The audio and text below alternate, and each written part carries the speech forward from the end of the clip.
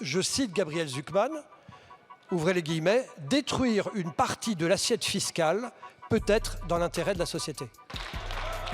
Vous assumez de détruire une base fiscale, dites-le. D'abord, la Commission a donné un avis défavorable à ces amendements et je vais tenter de vous donner quelques arguments. Premier argument, la France est le dernier des 35 pays dans le classement de la compétitivité fiscale des entreprises. Le dernier. Ce sont les chiffres de la Tax Foundation. Deuxièmement, on entend que le patrimoine des très riches a explosé. En fait, ce n'est pas tout à fait vrai puisque la part du patrimoine détenu par les 1% les plus riches est passée de 25 à 27% entre 1996 et 2023. Et ces chiffres, ce sont les chiffres de la World Inequality Base, dont le Scientific Advisor, c'est Gabriel Zucman.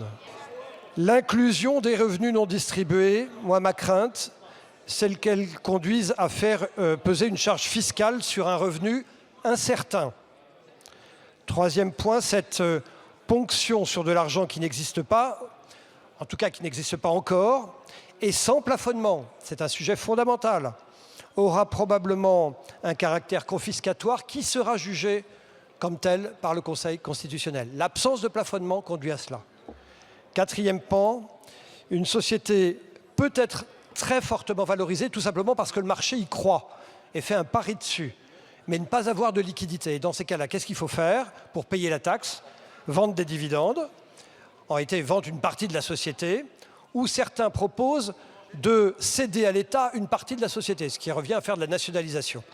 Honnêtement, je ne vois pas où ça a bien marché, cette affaire de nationalisation. La vraie question, c'est est-ce que cette taxe aurait des effets sur l'économie?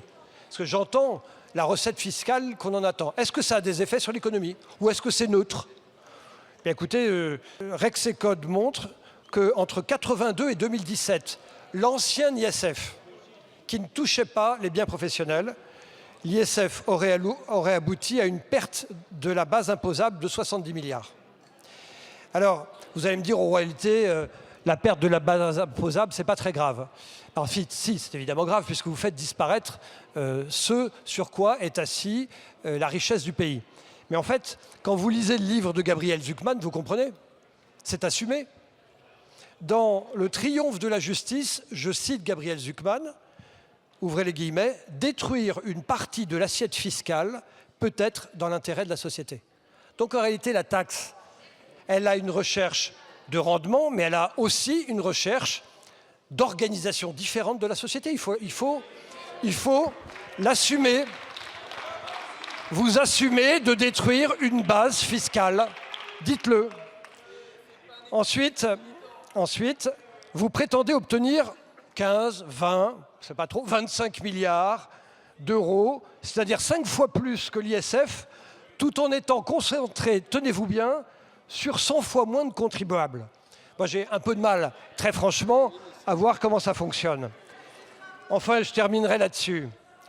La hausse de la fiscalité, quelle qu'elle soit, celle-ci ou d'autres, elle a toujours un effet sur l'économie, toujours. Ça n'existe pas de hausse ou de baisse d'ailleurs de la fiscalité qui n'ait pas d'effet sur l'économie réelle. Et je trouve que dans votre raisonnement, c'est le grand impensé. Où est l'effet? Qu'attendez-vous comme effet? Que craignez-vous comme effet? Qu'escomptez-vous comme effet sur la société réellement? Et je termine là-dessus.